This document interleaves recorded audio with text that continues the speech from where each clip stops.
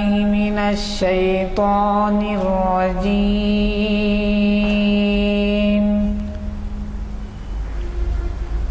بسم الله الرحمن الرحيم.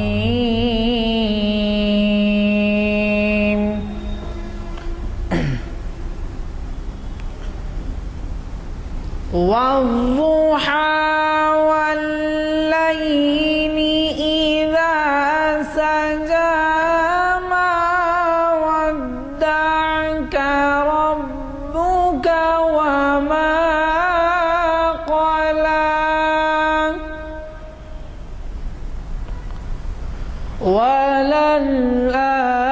وللآخرة خير لك من الأولى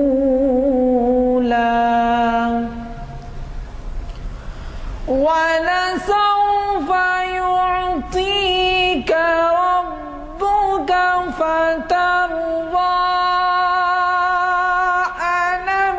يجدك يتيما فآوى ووجدك ضالا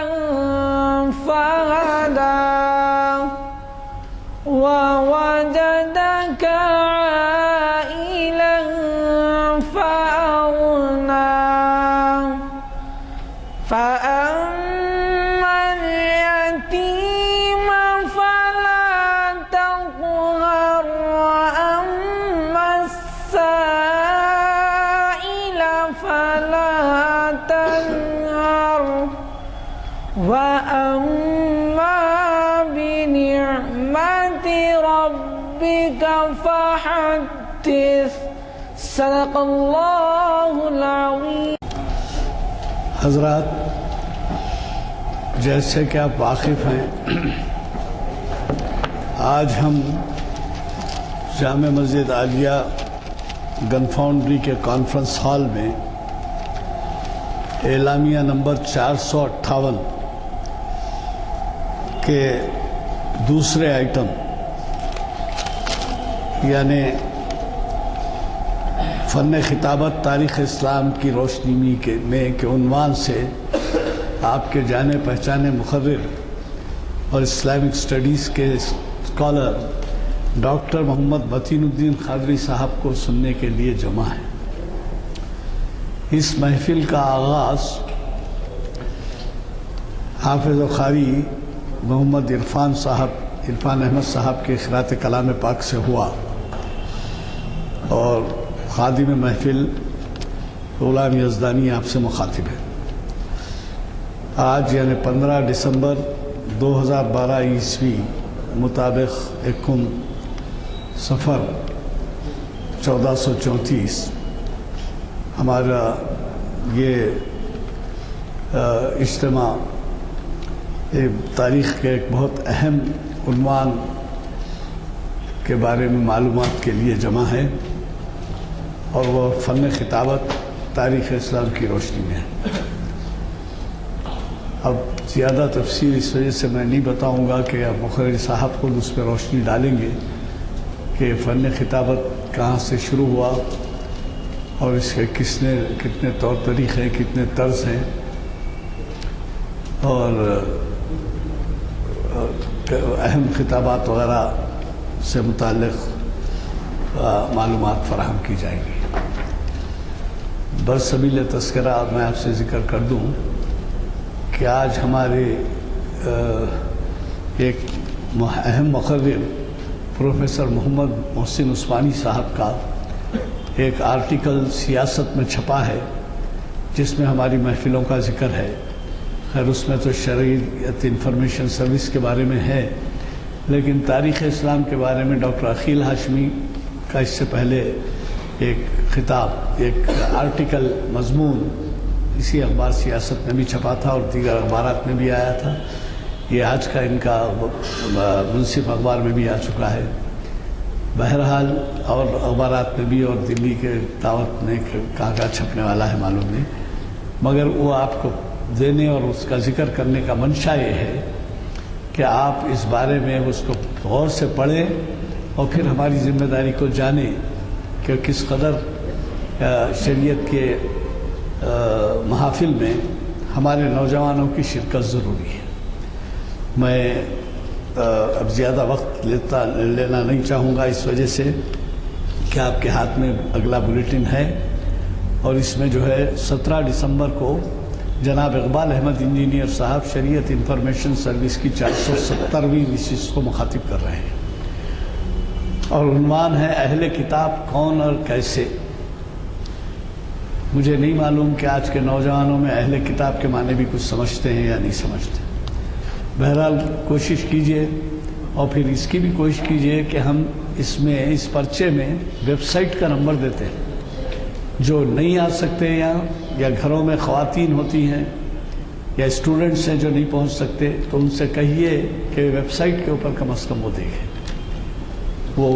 اگر وہ ویب سائٹ پہ بیٹھ کے دیکھیں گے بھی اور سنیں گے بھی تو عبادت کا درجہ حاصل ہے اس کو۔ اور پھر ہماری یونیورسٹی کے ایک مشہور پروفیسر رحمت یوسف زئی سینٹرل یونیورسٹی کے، وہ محفل اقبال شناسی کی 693ویں نشست کو ایک بڑے ہی اہم عنوان سے علامہ اقبال کی نظم غلام خادر روہیلا، یہ 4 شمع کو مخاطب کر رہے ہیں بعد اثر۔ آپ اس میں شرکت کے بعد ہی اندازہ لگا سکیں گے کہ علامہ اقبال نے اس نظم کو تحریر کر کے ہمیں کتنی اہم باتیں بتائی ہیں۔ تو آپ بغیر زیادہ وقت لیے میں آج کے ہمارے اسکالر جناب ڈاکٹر محمد متین الدین قادری صاحب سے گزارش کرتا ہوں کہ وہ شہنشین پر تشریف لائیں اور ہمیں مخاطب فرمائیں۔ اعوذ باللہ من الشیطان الرجیم، بسم اللہ الرحمن الرحیم، الحمد للہ رب العالمین، والصلاة والسلام علی رسولہ النبی الکریم وعلی آلہ وعلی بیتہ واصحابہ اجمعین، اما بعد۔ محترم علی جناب غلام یزدانی صاحب سینئر ایڈوکیٹ اور آپ کے رفقائے کار جناب طاہر صاحب شبیر صاحب، معزز حاضرین اکرام، عزیزان گرامی، کل رات میں کچھ سردی کا اثر تھا اور آواز کافی بیٹھی ہوئی تھی، اور یہ تھا کہ سر جھکانا بھی مشکل تھا، لیکن میں تو نا امید تھا کہ آج میں یہاں پر مخاطب کر سکوں گا، لیکن محض اللہ تعالیٰ کا فضل و کرم ہوا کہ دوپہر سے کچھ طبیعت ٹھیک ہوئی اور میں حاضر ہو گیا۔ لیکن اس کے باوجود بھی آپ آواز سے محسوس کر سکتے ہیں کہ ابھی بھی پورا طور پہ مکمل طور پہ میں ٹھیک نہیں ہوں، لیکن کوشش کرتا ہوں کہ بڑا اہم عنوان ہے فن تاریخ خطابت تاریخ اسلام کی روشنی میں، اس پہ کچھ عرض کروں۔ فن خطابت یا تقریر ایک نہایت اعلیٰ ترین اور مفید فن ہے، اور بنی نوع انسان کے اصلاح میں اس سے بڑے بڑے انقلاب انگیز کام لیے گئے ہیں اور لیے جا رہے ہیں۔ یہ قوت ایک مقرر، خطیب اور ایک اسپیکر ہی میں ہے کہ وہ ان کی آن میں قوم کو ادھر سے ادھر کر دے۔ تاریخ شاہد ہے کہ خطیب کی خطابت کے سحر نے مردہ اور بے حس قوم میں زندگی کی روح پھونک دی۔ بہت کمزور اور شکست خوردہ حوصلہ چھوڑی قوم پر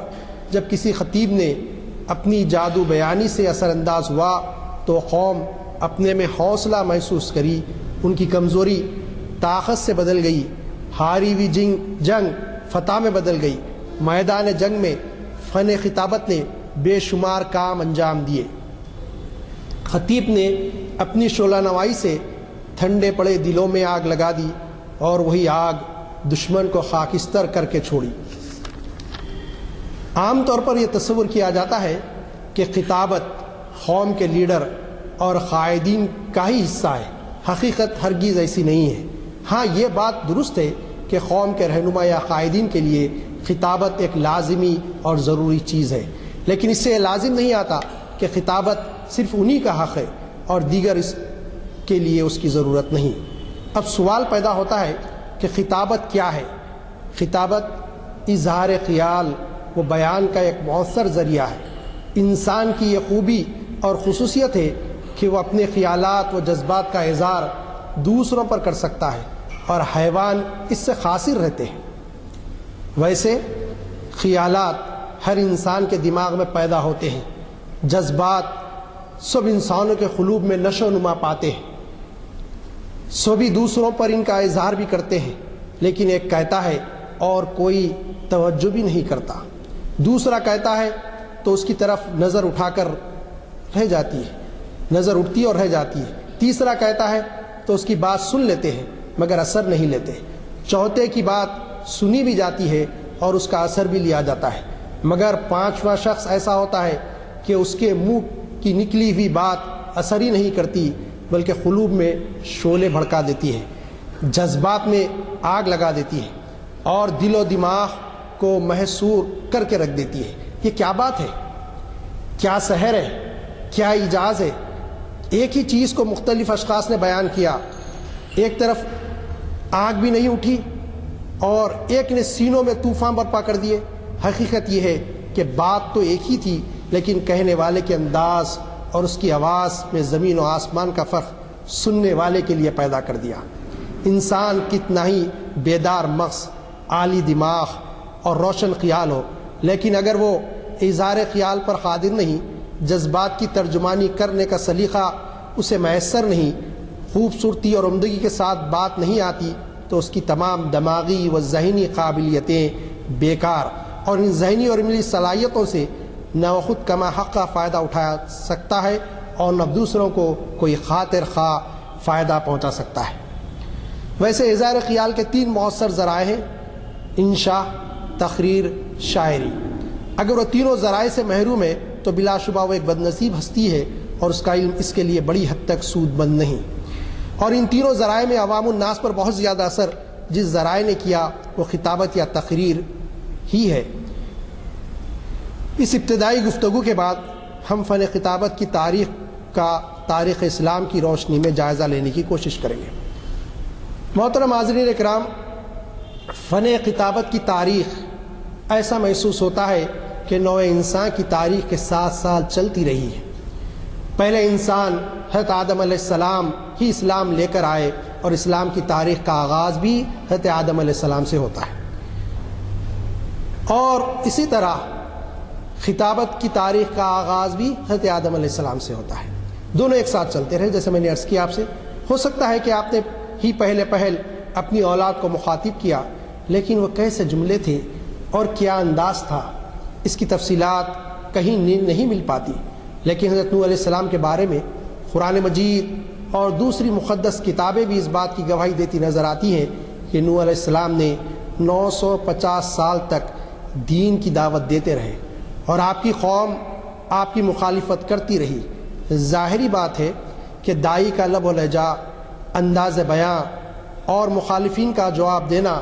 اور اپنے واعظ اور بیان کے ذریعے لوگوں کو الہ واحد کی عبادت کی دعوت دینا یہ چلتا رہا۔ حضرت ابراہیم علیہ السلام بت پرستانہ ماحول میں آنکھ کھولے، لڑک پن سے غور و فکر کرتے رہے، اور پھر جب اللہ تعالیٰ کی طرف سے ہدایت ملی تو گھر سے دعوت کے کام کو شروع کیا۔ آپ کے والد سے جو مکالمات اور پھر قوم اور بادشاہ سے جو گفتگو، بادشاہ وقت نمرود سے جو جس قسم کی گفتگو ہوئی، اس کا مفصل ذکر قرآن مجید میں ملتا ہے۔ موسیٰ علیہ السلام کو جب اللہ تعالیٰ نے فرعون کی طرف جانے اور اسے دین حق کی دعوت دینے کا حکم دیا تو موسیٰ علیہ السلام نے کہا کہ مالک میری زبان میں لکنت ہے، میرے بھائی ہارون کو میرا مددگار بنا دیجئے۔ جب موسیٰ علیہ السلام نے دعا کی کہ ربی اشرح صدری یسر لی امری واحلل عقدۃ من لسانی یفقہوا قولی، تو پھر اللہ تعالیٰ نے آپ کی زبان کی گراں کھول دی اور آپ نے فرعون اور اپنی قوم کو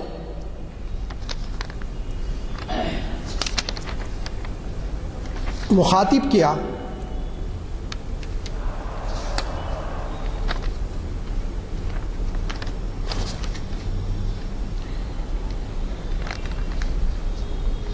پھر دوسرے پیغمبروں کا بھی معاملہ رہا، حضرت سلیمان علیہ السلام، حضرت داؤد علیہ السلام اور دوسرے پیغمبروں کے بارے میں بھی یہ کہ جو ہے انہوں نے اپنی حضرت صالح علیہ السلام، حضرت شعیب علیہ السلام، تو یہ پیغمبروں کے بارے میں قرآن مجید بتاتا ہے کہ ان لوگوں نے جو ہے دعوت دی اپنے اپنے لوگوں کو اور جو ہے بلایا دین حق کی طرف، ان کے خطبات ہوتے رہے۔ لیکن تاریخ میں یہ بات ملتی ہے کہ حضرت عیسیٰ علیہ السلام کے بارے میں یہ بھی بنی اسرائیل کی روایتوں سے پتہ چلتا ہے کہ آپ نے کئی خطبات دیے جنہیں خطبات ناصری بھی کہا جاتا ہے، اور یہ کہا جاتا ہے یہ خطابت کی بہترین مثال ہے آپ کے خطبات، لیکن وہ موجودہ تاریخ میں کہیں ان واقعات کا تذکرہ نہیں ملتا کہ ان کے خطبات حقیقت میں کیسے تھے۔ البتہ بعض کتابوں سے پتہ چلتا ہے کہ ایک خود ان کی مذہبی کتابوں سے کہ اس میں ایک ان کے خطبے کا جو پہاڑی خطاب کے نام سے موسوم ہے اس کے بارے میں کچھ پتہ چلتا ہے۔ حاضرین اکرام، میں نے اپنے عنوان کو محدود کیا تاریخ اسلام کی روشنی میں، ویسے دیگر اقوام میں اور دیگر مذاہب میں بڑے بڑے خطیب گزرے اور انہیں بہت نمایاں انجام دیے،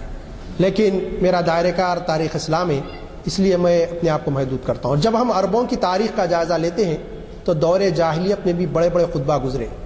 لیکن دور جاہلیت میں خطابت سے زیادہ شاعری کو اہمیت دی گئی،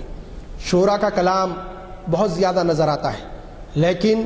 حضور اکرم صلی اللہ علیہ وسلم کی بعثت کے بعد آپ نے وعظ و نصیحت اور خطبات کو اہمیت دی، اور قرآن مجید نے بھی خطابت پر زور دیا۔ پھر دور اسلام میں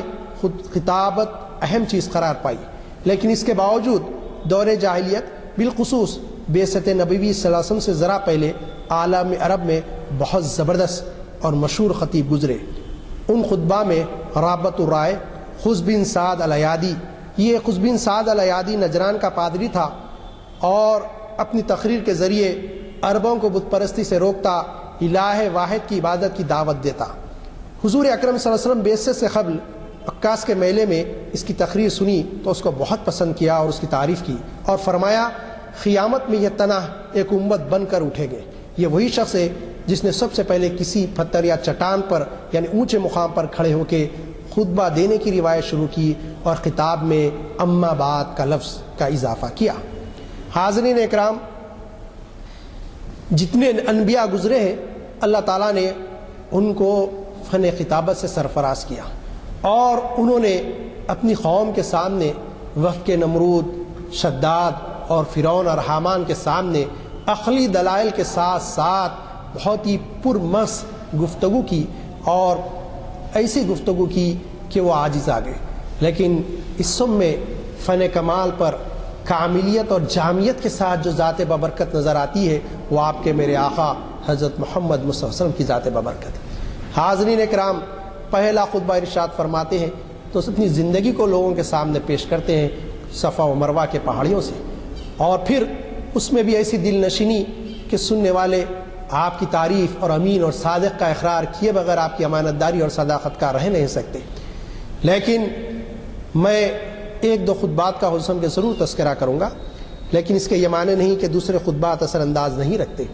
حضور نے فرمایا میں جوامع الکلم ہوں، ایک ایک حدیث کا اگر کوئی مطالعہ کرے تو اس کا پتہ چلے گا کہ ایک حدیث میں ایک بہت بڑا خطاب ہے جو امت سے آپ نے کیا ہے۔ ایک ایک حدیث اتنے معنی اس میں معنی لی ہوئی ہے۔ عزیزان گرامی، حضور اکرم صلی اللہ علیہ وسلم کے ایک کتاب کے بارے میں نے آپ سے کہا، ایک کتاب وہ جس وقت آپ نے جو ہے انصار گروہ انصار سے کیا تھا، یہ خطاب تاریخ میں بڑی اہمیت کا حامل ہے۔ ہوا یہ کہ مکہ فتح ہونے کے بعد جب بنو ثقیف اور حوازن کے قبائل سے لڑائی ہوئی اور ان کو شکست ہوئی تو یہ مکے کے لوگ اسلام میں آ چکے تھے اور نئے نئے ابھی اسلام میں داخل ہوئے تھے۔ حضور اکرم صلی اللہ علیہ وسلم نے اس میں جو مال غنیمت آیا اس میں سے بہت زیادہ حصہ اہل مکہ کو دیا۔ انصار کے کچھ نوجوانوں کی زبان سے بے ساختہ یہ نکل گیا کہ جو ہے جس وقت تلوار اور خون کی ضرورت تھی انصار، اور جب مال غنیمت آیا تو اہل مکہ میں تقسیم کیا جا رہا اپنے رشتہ داروں میں۔ کچھ انہوں نے ایسی بات کہی دی، حضور اکرم صلی اللہ علیہ وسلم کو اس بات کی اطلاع ملی تو آپ نے انصار کو جمع کیا۔ جمع کرنے کے بعد جو حضور صلی اللہ علیہ وسلم نے خطبہ دیا وہ تاریخ کا بے مثل خطاب ہے۔ حاضرین اکرام، انصار کے جو بزرگ تھے وہ سامنے کی صفوں میں بیٹھے تھے، نوجوان پیچھے بیٹھے تھے۔ اس موقع پر آپ نے خطاب کرتے ہوئے کہا کہ انصار، تم آپس میں انتشار کا شکار تھے، ایک دوسرے کا قتل و غارت گیری کرتے تھے، وہ اوس اور خزرج کے درمیان جنگوں کی طرف اشارہ تھا۔ اللہ نے میرے ذریعے تمہارے دل میں اخوت اور محبت پیدا کی اور تم باہم متحد ہو گئے۔ اور پھر یہ کہ تم گمراہ تھے، اللہ نے میرے ذریعے تم کو ہدایت نصیب فرمائی۔ اور آپ حضور فرماتے جاتے اور انصار ہر بات پہ یہ کہتے جاتے ہیں وسلم آپ سچ فرما رہے ہیں، آپ سچ فرما رہے ہیں۔ تو جو یہ اس کے بعد آپ نے فرمایا اگر تم چاہو تو یہ کہہ سکتے ہو کہ اے محمد صلی اللہ علیہ وسلم، جب آپ کو کوئی جائے امان نہیں تھی ہم نے امان دی، کوئی آپ کا مددگار اور حامی ناصر نہیں تھا ہم نے آپ کی مدد کی، جس وقت آپ کو خون اور طاقت کی ضرورت پڑی لڑائی جھگڑے کی ہم پیش رہے، تم چاہو تو یہ کہہ سکتی ہو، لیکن میں اس وقت کہوں گا کہ تم سچ کہہ رہے ہو۔ لیکن یاد رکھو کہ میں نے ان کے تالیف قلوب کے لیے کچھ مال و متا دیا، اور یاد رکھو میں یہ کہتا ہوں کہ اگر ساری انسان گروہ انسان ایک وادی میں جائیں اور انصار ایک وادی میں جائیں تو میں اس وادی کو پسند کروں گا جس میں انصار جانا پسند کرتے ہیں۔ کیا تم کو یہ بات پسند نہیں کہ لوگ اونٹ اور مال و متا لے جائیں، تم اللہ کے رسول کو اپنے ساتھ لے جاؤ۔ عزیزان گرامی، یہ خطاب ایسا تھا کہ بزرگ انصار کی آنکھوں سے اشک رواں ہو گئے۔ انہوں نے کہا وسلم بس کر دیجیے وسلم، ہم کو یہ کافی ہے کہ آپ ہمارے ساتھ چلیں۔ ہم نے ایسا نہیں کہا، ہم میں سے البتہ کچھ نوجوانوں کی زبان سے الفاظ نکل گئے، اس کے لیے ہم معذرت کریں۔ عزیزان گرامی، یہ ایسا خطاب تھا کہ انصار کے ذہن و قلوب کو محصور کر کے رکھ دیا۔ دوسرا خطاب وہ جو تاریخ انسانیت کے دھارے کو بدلنے والا خطاب تھا، وہ خطبہ حجۃ الوداع کا خطاب تھا۔ آج بھی اگر UNO کا چیپٹر اٹھا کے دیکھیں، اس میں جو باتیں ملتی ہیں اس کی بنیاد، اس کا ماخذ حضور اکرم صلی اللہ علیہ وسلم کا خطبہ حجۃ الوداع ہے کہ انسانیت کی خیر کے لیے، انسانیت کی بھلائی کے لیے اتنا بہترین خطاب کہ کوئی عربی کو کسی عجمی پر فضیلت نہیں اور کسی گورے کو کالے پر فضیلت نہیں۔ آج باراک حسین اوباما اگر کہتے ہیں کہ میں پریزیڈنٹ بنا، امریکن سوسائٹی اس سے آری تھی، امریکن سوسائٹی کو یہ جو کچھ ملا اسلام کے صدقے اور اسلام کے طفیل ملا کہ امریکہ میں تو کالوں کو نکال دیا جاتا شہروں سے، اسلام نے ان میں یہ شعور پیدا کیا کہ یہ بھی انسان ہے اور وہ آج پریزیڈنٹ بن چکے، یہ بھی اسلام کا صدقہ ہے۔ عزیزان گرامی، حضور اکرم صلی اللہ علیہ وسلم نے بہت موقعوں پر، غزوات کے موقع پر بے مثل خطابات کیے۔ تفصیلات میں جانے کا موقع نہیں ہے اور وہ صرف سیرت کی حد تک بات ہو جائے گی، لیکن اس کے بعد آپ کے خلفاء میں حضرت ابوبکر صدیق، حضرت عمر اور حضرت عثمان غنی، حضرت علی رضی اللہ تعالیٰ عنہ بے مثل خطیب گزرے، اور ان چاروں میں بھی حضرت علی کے جو خطبات ہیں، جب حضرت معاویہ سے جنگ ہوئی اس وقت آپ نے شامیوں سے اور عراقی کوفیوں سے جو مخاطبت کی ہے، وہ خطبات جو ہے فن خطابت، فصاحت اور بلاغت کے اعتبار سے بے مثل اور بے مثال ہیں۔ ایسے بہترین خطبات حضرت علی رضی اللہ تعالیٰ عنہ۔ حضرت ابوبکر بہت کم گو تھے، لیکن آپ نے جب بھی کہا، جس وقت بھی خطاب فرمایا، ایک نئی تاریخ رقم کی۔ یہ حضرت ابوبکر صدیق رضی اللہ عنہ کی شان تھی۔ آپ حضرت علی کے جیسے بہت زبردست خطیب نہیں تھے، لیکن آپ نے جب بھی کہا لوگوں کے ذہنوں کو میں ایک نیا فکر دی اور لوگوں کے دلوں میں نئی آس، نئی امنگ، نیا جذبہ، نیا حوصلہ پیدا کیا۔ عزیزان گرامی، ایک دو واقعات حضرت ابوبکر صدیق کی خطابت کے بھی آپ کے سامنے رکھنا چاہوں گا۔ پہلا موقع وہ تھا کہ جس وقت کہ جو ہے حضور اکرم صلی اللہ علیہ وسلم کی رحلت ہو چکی تھی، آپ دنیا سے پردہ فرما چکے تھے، صحابہ پہ ایسا محسوس ہوا کہ جیتے جی ان کے سامنے دن کے اجالوں میں اندھیرا چھا گیا آنکھوں کے سامنے۔ کیفیت یہ ہو گئی، اور وہ اپنے میں نہیں رہے، حضور سے عشق اور محبت اس نتیجے پر تھی کہ وہ سننا نہیں چاہتے تھے۔ حضرت عمر رضی اللہ تعالیٰ کے بارے میں آتا ہے کہ مسجد نبوی میں چلے گئے اور اس کے میدان میں تلوار لے کے کھڑے ہو گئے اور کہا کہ جو کہے گا محمد مر گئے جو ہے میں اس کا سر تن سے جدا کر دوں گا، وہ انتقال کر گئے۔ یہ کیفیت غصے کی۔ اور حضرت ابوبکر صدیق کو کسی نے اطلاع دی کہ عمر کے اطراف ایک مجمع جمع ہے اور عمر اس قسم کی بات کر رہے ہیں، آپ تشریف لائے۔ حضرت عمر کے دامن کو پکڑ کے کھینچا، حضرت عمر ہلے بھی نہیں، تو آپ نے محسوس کیا کہ اس وقت جو ضرورت ہے خطاب کی۔ آپ اس کے قریب ایک چھوٹی سی پتھر تھا، پہاڑ کا ٹکڑا تھا، ایک چٹان تھی، اس پہ کھڑے ہو گئے، اور آپ نے جب خطاب شروع کیا تو سارے لوگ حضرت عمر کو چھوڑ کے حضرت ابوبکر صدیق کے اطراف جمع ہو گئے۔ حضرت عمر قریب میں تھے، وہ الفاظ ان کے کانوں میں گونجے۔ آپ نے فرمایا سن لے وہ لوگ جو محمد کی پوجا کرتے تھے کہ محمد جو ہے خیر البشر تھے، اللہ کے نبی تھے، وہ دنیا سے رخصت ہو چکے، اور جو اللہ کی عبادت کرتا تھا وہ سن لے کہ اللہ الحی ہے، وہ زندہ ہے۔ پھر آپ نے فرمایا وہ قرآن مجید کی آیت آپ نے پڑھی کہ جو ہے حضور اکرم صلی اللہ علیہ وسلم بھی اللہ کے نبیوں میں سے ایک نبی ہیں، ان کو موت آ جائے یا قتل کر دیے جائے تو کیا تم اپنے پیروں پیچھے مڑ جاؤ گے؟ پلٹ کر جاؤ گے، اور جو ایسا کرے گا اس کے لیے دوزخ کا ٹھکانہ ہے۔ جب یہ آیت آپ نے پڑھی کہ جو ہے وما محمد الا رسول خط خلت من قبلہ رسول افإن مات أو قتل أولئك ينقلبكم، جب یہ آیت آپ نے تلاوت فرمائی، حضرت عمر فرماتے ہیں کہ مجھے ایسے محسوس ہوا میں قرآن بار بار پڑھتا، یہ آیت ابھی نازل ہو رہی، حضرت ابو بکر کی زبان سے سنو۔ یہ پورا سر انداز میں آپ نے خطاب فرمایا، سارے لوگوں کو سمجھ میں آ گیا کہ اللہ کے نبی صلی اللہ علیہ وسلم دنیا سے پردہ فرما چکے ہیں، اور لوگوں میں وہ جو بے چینی کی کیفیت تھی وہ ختم ہوئی۔ اور پھر دوسرا موقع وہ ہے کہ جب کہ جو ہے جیسے اسامہ جو ہے مدینے سے نکلنا چاہتا ہے حضور صلی اللہ علیہ وسلم کے مدفن ہونے کے بعد، تدفین کے بعد، اور سب صحابہ روکتے ہیں، حضرت عمر بھی روکتے ہیں، اس وقت آپ نے پلٹ کے حضرت عمر سے جو خطاب فرمایا، مختصر خطاب لیکن ایسا اثر انداز خطاب، آپ نے فرمایا عمر تم دور جاہلیت میں تو بڑے بہادر تھے، لیکن اسلام میں آ کے مجھے ایسا محسوس ہوتا ہے کمزور ہو جائیں۔ یہ وہ شخصیت بول رہے ہیں جن کی نرمی کے بارے میں، نرم گفتاری کے بارے میں، مزاج کی نرمی کے بارے میں تھا، لیکن یہ تھا کہ ایمان ان کا اس بلندی پر تھا، ایمانی جذبہ اور ولولہ ایسا تھا کہ جو ہے آپ سمجھتے تھے۔ آپ نے فرمایا عمر سن لو، تم سمجھتے ہو کہ یہ جو تحریکات اٹھی ہیں اس وقت اسلام کے خلاف، وہ جو ہے مدینے میں حملہ کرے گی، مجھے اس بات کی پرواہ نہیں کہ وہ مدینے پر حملہ کرے، اور مجھے اس بات کی پرواہ نہیں مجھے قتل کر دیا جائے اور میری لاش کی ٹکا بوٹی جانور نوچ لے، لیکن میں حضور صلی اللہ علیہ وسلم نے جس لشکر کو تیار کیا تھا، جس مقصد کے لیے، میں اس کو روکنے والا نہیں، میں بھیجوں گا۔ یہ بھی حضور سے محبت تھی، اور ایسی پورا سر انداز میں آپ نے بات کی کہ لوگ مطمئن ہو گئے اور اس لشکر کو بالکل وہ اس لشکر کے ساتھ ہو گئے اور جانے کے لیے تیار ہو گئے۔ عزیزان گرامی، حضرت عمر نے بھی بڑے خطاب دیے اور بہت پرمس حضرت عمر رضی اللہ عنہ خطاب ہوتے تھے۔ حضرت علی رضی اللہ عنہ خطابات کا میں نے پہلے ہی تذکرہ کر دیا، آپ نے تو بے شمار خطابات دیے، اور جو ہے آپ کے خطابات کی تو جو ہے عالم عرب میں شورا ہے۔ اس کے علاوہ بس صحابہ تھے جو خطبات دیا کرتے، ان میں حضرت جبیر رضی اللہ عنہ کا نام آتا ہے، حضرت مصعب بن عمیر یہ کے بارے میں کہا جاتا ہے کہ عرب کے مشہور خطیب تھے یہ لوگ، اور یہ سب حضور کے صحابہ تھے۔ بنو امیہ میں حضرت امیر معاویہ رضی اللہ عنہ کے بارے میں آتا ہے کہ بہترین خطیب تھے، بنو امیہ میں ان کے جیسا کوئی خطیب نہیں تھا۔ حضرت امیر معاویہ کے بارے میں ہم سمجھتے ہیں کہ فن خطابت صرف مردوں کا حصہ ہے، لیکن تاریخ کا جب میں نے مطالعہ کیا اس مضمون کی تیاری کے لیے، اور یہ بات میں نے سنی ضرور تھی لیکن پڑھا نہیں تھا، تو جو پہلی مرتبہ جب پڑھا کہ بی بی عائشہ رضی اللہ عنہ، ام المومنین بی بی عائشہ رضی اللہ تعالیٰ عنہ نے جنگ صفین اور جنگل جمل کے موقع پر جو خطاب فرمایا، اس کی وجہ سے فوج حضرت علی کی فوج سے لڑنے کے لیے تیار ہوئی۔ مختصر جامع ایسا خطاب کہ جو لوگ لڑنا نہیں چاہتے تھے وہ لڑنے کے لیے آمادہ ہو گئے۔ تو ام المومنین بھی بہت بہترین خطیب تھیں، اور وہ تھوڑے سے ہی خطبے میں ایک جوش اور ولولہ پیدا کر دیتی تھی۔ اس جوش کی بدولت آپ نے کئی لشکر کو لڑایا، کئی مرتبہ لشکر کو لڑایا۔ عزیزان گرامی، واقعات بڑے طویل ہو جائیں گے، تابعین اور تبع تابعین کا دور بھی تھا، بڑے بڑے خطیب اور بڑے بڑے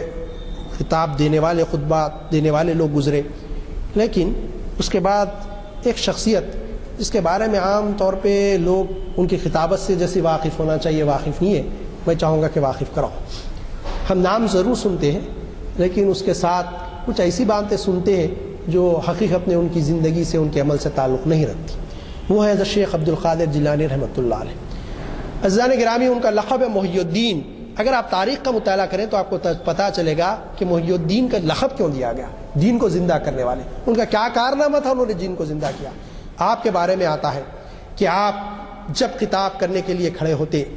تو ایک وارفتگی اور بے خودی کا عالم آپ پہ طاری ہو جاتا، اور واضح انداز میں شریعت و تحقیقت کے اسرار و رموز بیان کرتے، اور حقائق و معارف کے موتی بکھرتے چلے جاتے، اور لوگوں پر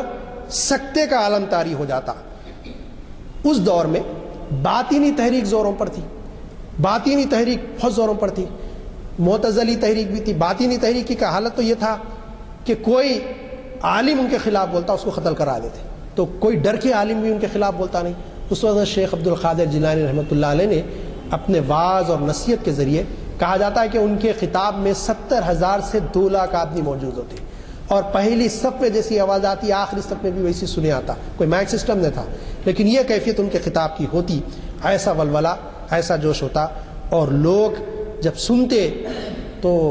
وہ جو باطل اور گمراہ عقائد رکھ کے آپ کے شریک ہوتے کہ آپ کو ستائیں، وہ سچے دل سے توبہ کرتے اور آپ کے ہاتھ پر بیعت کرتے اور پھر دائرہ اسلام میں داخل ہو جاتے۔ تو اس وقت آپ کے جو خطبات ہیں اس قسم کی تحریکات کو جو اسلام دشمن گمراہ طریقات کی، ان کے پرخچے آپ کی تقاریر نے اڑا دیے، آپ کی خطابت نے، اور دین اسی اصول پر جو آپ کے دادا آپ کے نانا کا لایا ہوا تھا اس پر پھر قائم ہو گیا۔ یہ کیفیت رہی آپ کے خطبات کی۔ کہا جاتا ہے کہ کئی یہودی اور مجوسی عیسائی آپ کے ہاتھ پر ایمان لاتے آپ کی تقریر سننے کے بعد، یہ کیفیت آپ کی ہوتی۔ عزیزان گرامی، تاریخ اسلام میں بہت زبردست کمانڈر گزرے اور انہوں نے اپنے تقاریر کے ذریعے کئی موقعوں پر ہاری ہوئی جنگ کو جیت لیا۔ اس میں بہت نمایاں شخصیت جو نظر آتی ہے مجھے، وہ سلطان صلاح الدین ایوبی رحمۃ اللہ علیہ کی۔ جب ان کی تاریخ میں پڑھتا ہوں تو ذہن عاجز ہے کہ اس کا احاطہ کرے کہ کتنی کم فوج سے سارے یورپ کی مشترکہ فوج سے کیسے ٹکر لی۔ جب ہم اس کے ڈیپ میں جائیں، غور و فکر کریں، پڑھیں، تو محسوس ہوگا کہ اصل جو چیز تھی ایمان کے ساتھ ان کے ولولہ انگیز خطاب تھا۔ ان کی تقاریر کی کیفیت یہ ہوتی ہے کہ 4000 6000 کی ٹکڑی 1 لاکھ پہ رات میں شب کو مارنے تیار ہو جاتی، یہ کیفیت ان کے تقاریر کی ہوتی۔ اور سلطان صلاح الدین ایوبی رحمۃ اللہ علیہ وہ شخصیت ہے جو عماد الدین زنگی اور ان کے بیٹے نور الدین زنگی کی تربیت یافتہ ایک معمولی سی فوجی تھے، اور اپنے چچا شیر کاکو کی قیادت میں جب لڑا اور دشمن کی نگاہوں میں نگاہیں ڈالی تو ان کا ایمان جاگ گیا، اور انہوں نے اللہ کے سامنے عہد کی کہ مالک میری زندگی بیت المقدس کی فتح کے لیے ہو۔ اور جب ایک بار فتح ہو گیا اور جب ان کو پتہ چلا کہ 8 سے 10 لاکھ کا لشکر سارا یورپ ٹوٹ پڑا ہے بیت المقدس کو چھیننے کے لیے، تو پھر انہوں نے ایک ولولہ انگیز خطاب کیا۔ 40 سے 60 ہزار فوجیوں کی تعداد آتی ہے جنہوں نے 8 لاکھ کو مجبور کر دیا واپس جانے کے لیے، 6 سے 8 لاکھ کو، اور جب واپس گئے تو ان کی تعداد 4 لاکھ باقی تھی۔ 6 لاکھ تھے تو 2 لاکھ مارے گئے، 8 لاکھ تھے تو آدھے مارے گئے۔ یہ کیفیت انہوں نے اپنی فوج سے لیا، 60,000 فوج سے، ہم سوچ نہیں سکتے۔ اور اس میں سب سے اہم چیز تھی کہ سلطان صلاح الدین کی خطابت تھی کہ انہوں نے اپنی خطابت کے زور پہ فوج میں کیفیت پیدا کی۔ عزیزان گرامی، یہ تو سرزمین عرب کی بات تھی، لیکن ایک نوجوان اٹھا تھا جو یورپ پہ کمن ڈال رہا تھا اور یورپ فتح کرنے کے لیے نکلا تھا، جس کا نام طارق ابن زیاد۔ طارق ابن زیاد جب سرزمین اسپین پر پہنچتا ہے تو جن کشتیوں کے ذریعے یہ اور اس کا مٹھی بھر لشکر اس مقام پر پہنچا تھا، اس نے پہلے حکم دیتا ہے کہ کشتیوں کو جلا دیا جائے۔ جب کشتیاں جلا دی جاتی ہیں تو ساتھی پوچھتے ہیں کمانڈر کہ آپ کا عقل معیوف تو نہیں ہوگی، عقل کام تو نہیں کر رہی کہ کشتیاں جلانے کا حکم دے رہے ہیں، جائیں گے کیسے؟ تو آپ نے کہا کہ جو حکم کمانڈر دیتا ہے اس کو فالو کرو، پہلے عمل کرو اس پہ۔ جب جلا دی گئی تو ایک پہاڑ پہ کھڑا ہوا چھوٹی سی چٹان پہ، اور فوج کو اپنے اطراف جمع کیا اور تقریر کیا، کہا کہ ہم تو نکلتے ہیں شہادت کی تلاش میں، اور ہمارا اصل مقصد یہ ہے کہ الہ کلمت الحق۔ عزیز ساتھیوں، میں نے کشتیاں اس لیے جلا دی کہ تم کو کبھی ذہن میں یہ بات نہ آئے کہ تم شکست کھاؤ تو پلٹ کے جانے کے لیے کوئی کشتی تمہارا سہارا ہے سمندر میں۔ یاد رکھو، پیچھے ٹھاٹے مارتا ہوا سمندر میں ہے جس میں تم کو ڈوب کے مرنا ہے، یا اس سرزمین پر اسلام کے پرچم کو بلند کرنا ہے۔ ایسی ولولہ انگیز تقریر کی کہ مٹھی بھر لشکر نعرے تکبیر مارنے لگا، اور جب نکلے سارے اسپین پر قبضہ کر لیا۔ یہ کیفیت طارق ابن زیاد کی تقاریر میں ملتی ہے۔ عزیزان گرامی، وقت اس بات کی اجازت نہیں دیتا کہ اور زیادہ خطبات اور کی تفصیلات میں جایا جائے۔ یہاں پر مولانا ابوالکلام آزاد کے جو خطبات ہیں، بالخصوص ان کا وہ خطاب جو جامع مسجد دہلی کی سیڑھیوں سے دیا گیا، لوگ پسند کرتے ہیں۔ یقیناً اس خطاب کو اگر پڑھے یا سنے تو محسوس ہوتا ہے کہ فن خطابت کے اعتبار سے اور فصاحت اور بلاغت کے حساب سے بے مثل خطاب ہے، لیکن بحیثیت طالب علم کے میں نے اس خطاب میں جو کچھ محسوس کیا کہ اس میں ایک تو تحکمانہ انداز ہے، دوسرے یہ کہ وہ محسوس کرتے ہیں کہ ساری قوم گمراہ ہے، وہ صرف ایک ہدایت پر ہے۔ لیکن یہ کیسی باتیں نہیں ہے، لیکن جہاں تک خطاب کا معاملہ ہے وہ خطاب بہت ہی بہترین خطابت کا شاہکار ہے۔ دوسرے عزیزان گرامی، ایک مدراس کے خطبات تھے مولانا سید سلیمان ندوی کے رحمۃ اللہ علیہ کے، یہ خطاب بھی سیرت طیبہ پر تھے، اتنے مشہور ہوئے اس پہ کتاب بھی بن گئی اس کی، اور آج بھی ان کے خطبات کی اہمیت ہے جو سیرت طیبہ پہ انہوں نے دیے تھے۔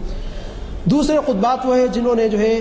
بر صغیر میں اپنے کافی نقوش چھوڑے، اور وہ 13 خطبات ہیں جو بھاولپور یونیورسٹی میں ڈاکٹر سید حمید اللہ نے دیے۔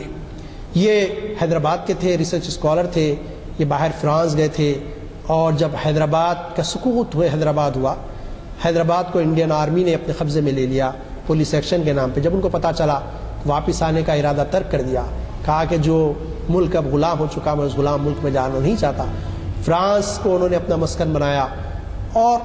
جو لوگ ان سے ملے ہیں وہ بتاتے ہیں کہ 2 لاکھ کے قریب گوری چمڑی والوں نے ان کے ہاتھ پر اسلام قبول کیا، اور بہت سادہ. جب یہ اترے وہاں پر پاکستان میں تو جو ہے ایک کپڑوں کی پوٹلی، جو ہے کسی ایک کپڑے میں بندھے ہوئے کپڑے، وہ لے کر اترے. لوگ ان کی سادگی کو دیکھ کر حیرت رہ گئے. لیکن جب انہوں نے خطبات دیے، 13 خطبات انہوں نے دیے، اور وہ خطبات اتنے بہترین ہیں کہ آج بھی وہ خطبات بہاولپور کے نام سے بازار میں اویلیبل ہے، کتاب پڑھ سکتے ہیں، جو ہے بے مثل خطاب ہے، اور وہ نافع ہے ہر طالب علم کے لیے، بلکہ ہر اسکالر کے لیے. انہوں نے جو کچھ ریسرچ کیا اس کا نچوڑ ان خطبات میں دے دیا. پھر یہ کہ خطاب کرنے کے بعد آپ سے جو سوالات ہوتے، وہاں کے یونیورسٹی کے جو اسکالرس تھے، اسٹوڈنٹس جو سوالات کرتے، ان کا بھرپور جواب دیتے. میں نے کوشش کی کہ ایک بڑے عنوان کو مختصر سے وقت میں سمونے کی، کہ اس کو جو ہے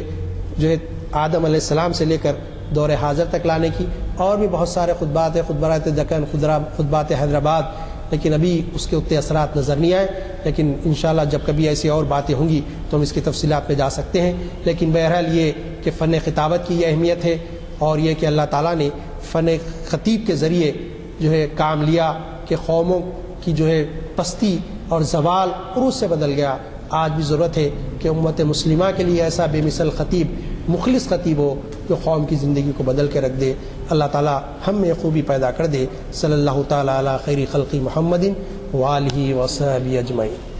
ایک سے زائد مرتبہ اس بات کو دہرایا ہے کہ آج کی مصروف زندگی میں مطالعہ کا ذوق کم ہوتا جا رہا ہے. چنانچہ ہمارے نوجوانوں کو ٹی وی کے لیے وقت ہے، کھیل تماشے کے لیے وقت ہے، اور وقت ضائع کرنے کے لیے دوست احباب اور مختلف مصروفیات رہتے ہیں، لیکن اس کے لیے وقت نہیں ہے کہ مطالعہ کیا جائے. آپ نے دیکھا کہ مقرر صاحب نے جو کچھ خطاب کیا اس میں کئی حوالوں کا ذکر ہے، کئی کتابوں کے مضامین کا نچوڑ ہے، اور آپ خود اندازہ لگائیے کہ اگر ہم اسے پڑھنے بیٹھیں یا مطالعہ کرنے بیٹھیں تو اس کے لیے کتنا وقت درکار ہوگا، اور کیا ہماری توجہ اس قدر مرکوز ہو سکتی ہے کہ ہم ان کی گہرائیوں تک جا سکیں ایسے مضامین. جبکہ آج کا دور یہ ہے کہ ہر کسی کے پاس ایک آلہ ہے، اور وہ آلہ اس قدر ڈسٹرب کرتا ہے کہ آپ کوئی کام میں رہیں، کسی نہ کسی طرف سے آپ کی توجہ مبذول کروائی جاتی ہے گھنٹی بجا کر. پہلے زمانے میں گھنٹی کا استعمال صرف ملازم کو یا پیون کو بلانے کے لیے کیا جاتا تھا. اب یہ ہے کہ کہیں سے کوئی بیٹھے اور آپ کو گھنٹی بجا دے تو آپ کی ساری توجہ اس گھنٹی کی طرف ہو جاتی ہے، اور پھر وہ بات چیت میں لگ جاتے ہیں. تو ایسے میں آپ مطالعے کے لیے کتنا وقت نکال سکتے ہیں، یہ غور کیجیے. اللہ کا فضل ہے کہ وہ ہمیں ایسی عبادتوں کی محفل سے استفادے کا موقع دے رہا ہے جہاں ہم بیٹھ کر اپنی توجہ سب مرکوز کر سکتے ہیں، اور ہمارے ماضی کے بارے میں ہم بہت کچھ جان سکتے ہیں. اس سے اندازہ لگائیے کہ ہمارے مقررین جو والہانہ خدمات کے طور پر یہاں پر مخاطب کرتے ہیں، وہ کس قدر اپنے مقصد کو پورا کرنے کے لیے تیاری کرتے ہیں اور آتے ہیں. اور بدقسمتی سے اگر ہم میں یہ جذبہ نہ ہو کہ ان سے کچھ سیکھیں، سمجھیں، ان کی صحبت میں بیٹھیں، تو یہ ہماری بدقسمتی ہو. بہرحال میں اس وقت آپ کا زیادہ وقت نہیں لینا چاہوں گا، صرف یہی کہوں گا کہ جیسے میں نے اعلان کیا ہے، پیر کے دن اقبال احمد انجینئر صاحب کا خطاب ہے، اور پھر 4 شنبے کو پہلی دفعہ تشریف لا رہے ہیں پروفیسر رحمت یوسف زئی صاحب. تو ان کا بھی خطاب بہت اہم ہے، اہم عنوان سے ہے. میں گزارش کروں گا کہ آپ ضرور بضرور اس میں تشریف لائیں، چونکہ دعا